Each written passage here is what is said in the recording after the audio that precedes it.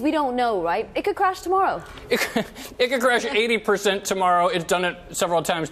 I noticed that over Thanksgiving, Mike Novogratz tweeted that he was like, he was thankful for a number of things, the Macy's Day Parade and the move into Ethereum. So he was sure to give that thanks. And as you noted, like his targets, they're basically almost already here. Right. I mean, and we've seen more retail investors. It's not just guys like Mike Novogratz who are talking about it. It seems like everyone is talking about it. It seems like we're pretty much already at taxi driver level, right, where your cab driver is recommending it to you. I kind of think that this is like the backwards, or sort of most bubbles start with like something that Wall Street people get into, and then they fan out into the world, and next thing you know, and of course there's that famous scene in The Big Short where Steve Eisman hears about a stripper buying and selling houses, like, oh, it's a bubble. Here it's like going in the exact opposite direction. So there's tons of people out in the real world who have bought cryptocurrencies, and guys like Mike Novogratz are still relatively rare, and they're like the one, in the new thing, they'd be like the stripper. But that's the scary thing. I mean, should people be going around screaming at people, to get out of Bitcoin and other cryptocurrencies if they're indeed in them?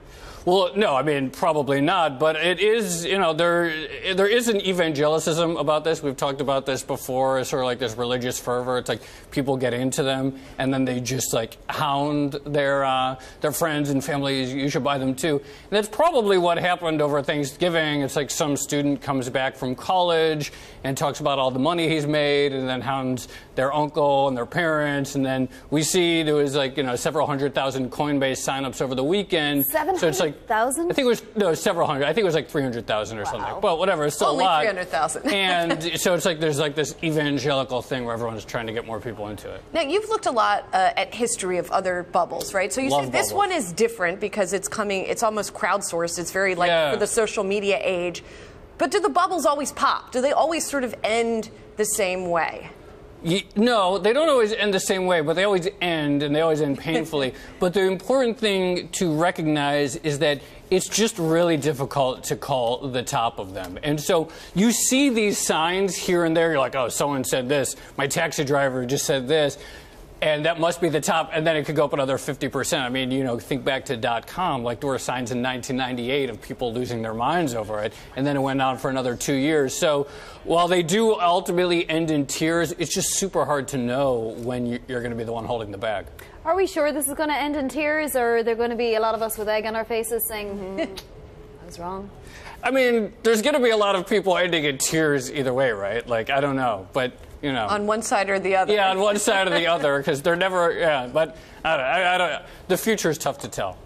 It's also tough to tell whether Wall Street will get a little bit more deeply into it. It seems like once it becomes more institutionalized that they could. What would be the level at which, we would need to take it seriously, if any? Well, it's interesting because we're talking all the time about it, and every day there's new stories about it, new things about people, and it's fairly small as a thing. I think I saw that the total value of all Bitcoin is somewhere around the level of GE. So it's we don't talk about GE every day, and even if there was a stock that was going up as fast as Bitcoin, we wouldn't talk about it every day. It's partly the size aside, and even speed of the acceleration aside. It's just the newness and the unfamiliarity that I think drives a lot of the conversation.